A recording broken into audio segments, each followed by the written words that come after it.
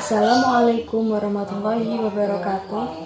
Di sini saya Lainatul Hiria ingin menyeminarkan proposal saya yang berjudul Pengaruh penggunaan e-modul terhadap hasil belajar PPKN pada peserta didik kelas 4 SDN Banyulang 3 dengan dosen pembimbing Dr. Madi Widodo, Magister Pendidikan. Pada bab 1 itu terdapat latar belakang, batasan masalah, rumusan masalah, asumsi penelitian, tujuan dan manfaat, serta definisi operasional variabel. Pada latar belakang ini memuat deskripsi singkat tentang e-modul, yaitu seiring kemajuan teknologi informasi yang semakin canggih dan kemudahan dalam mengaksesnya, siswa dapat dengan mudah mempelajari dan mengetahui informasi yang dibutuhkan secara cepat dan murah. Siswa dapat belajar dan menambah pengetahuan sendiri dengan langsung mengakses dari internet atau sumber lain seperti jurnal, artikel, buku elektronik, dan modul elektronik atau e-modul. Dengan demikian, siswa lebih mudah mempelajarinya dimanapun dan kapanpun. Modul yang pada umumnya berisikan lembaran-lembaran kertas dan hanya berupa teks serta gambar saja, maka dalam modul elektronik ini menyediakan tampilan lain. Modul elektronik merupakan bahan pembelajaran yang menampilkan teks, gambar, animasi, dan video yang disajikan dalam format elektronik, di mana setiap kegiatan pembelajaran di dalamnya dihubungkan dengan tautan atau link. Selain itu, modul elektronik diharapkan dapat digunakan sebagai alternatif pembelajaran yang efektif dan efisien serta interaktif yang menjadi salah satu sumber baru dalam belajar bagi siswa dan dapat meningkatkan hasil belajar di sekolah.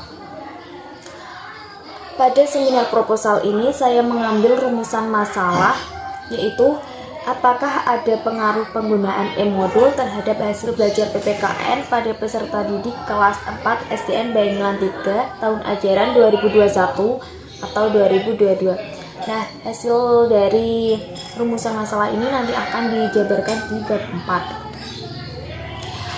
Sedangkan tujuan penelitiannya yaitu untuk mengetahui adanya pengaruh penggunaan e-modul terhadap hasil belajar PPKN pada peserta didik kelas 4 SDN Banyulang 3 tahun ajaran 2021 atau 2022. Selanjutnya ada manfaat penelitian, yaitu ada dua, manfaat teoritis dan manfaat praktis. Manfaat teoritis berupa penelitian ini dapat menambah sumber pengetahuan tentang e-modul. Hasil penelitian ini dapat digunakan sebagai bahan referensi penelitian berikutnya. Sedangkan manfaat praktis itu ada 3, yaitu bagi siswa dapat membantu siswa dalam memahami materi pembelajaran dan memberikan kemudahan dalam mengaksesnya dimanapun dan kapanpun sehingga dapat meningkatkan hasil belajar siswa.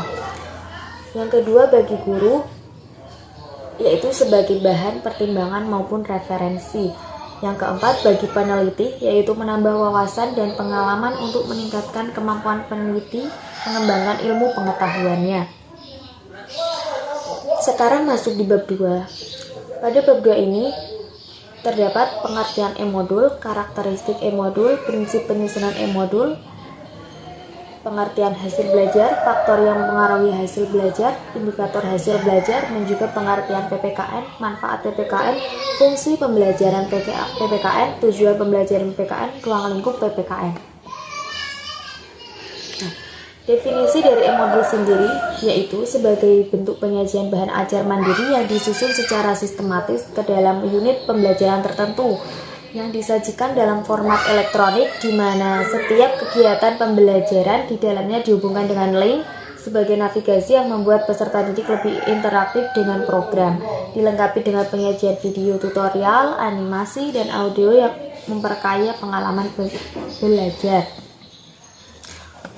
Sedangkan pengertian dari hasil belajar yaitu perubahan tingkah laku seseorang baik dari segi pengetahuan ataupun sikap setelah melakukan proses pembelajaran, baik pembelajaran formal maupun non-formal.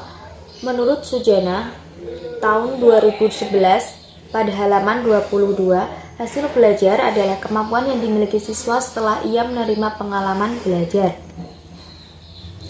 Sedangkan pengertian dari pendidikan kewarganegaraan sendiri yaitu mata pelajaran yang digunakan sebagai wahana untuk mengembangkan dan melestarikan nilai luhur dan moral berakar pada budaya bangsa Indonesia. Ananda pada tahun 2017 halaman 22 dalam jurnalnya Pendidikan Kewarganegaraan dapat mengembangkan sikap, nilai, dan moral untuk diterapkan dalam kehidupan. Pada bab 3 ini ada jenis penelitian, instrumen penelitian, teknik pengumpulan data, dan juga teknik analisis data. Saya mengambil jenis penelitian kuantitatif dengan instrumen penelitian berupa lembar angket dan lembar tes, dan teknik pengumpulan data berupa angket, tes, dan dokumentasi. Teknik analisis data. Pada bagian teknik analisis data ini hasil belajar dianalisis dengan rumus produk moment dari Carl Pelson dengan rumus sebagai berikut dan keterangan sebagai berikut, dan teknik analisis data yang saya gunakan adalah teknik analisis data kuantitatif deskriptif yang merupakan suatu metode analisis statistik yang bertujuan untuk memberikan deskripsi atau gambaran mengenai subjek penelitian berdasarkan data variabel yang diperoleh dari kelompok subjek tertentu. Sekian dari saya, apabila ada salah kata saya mohon maaf yang sebesar-besarnya. Wassalamualaikum warahmatullahi wabarakatuh.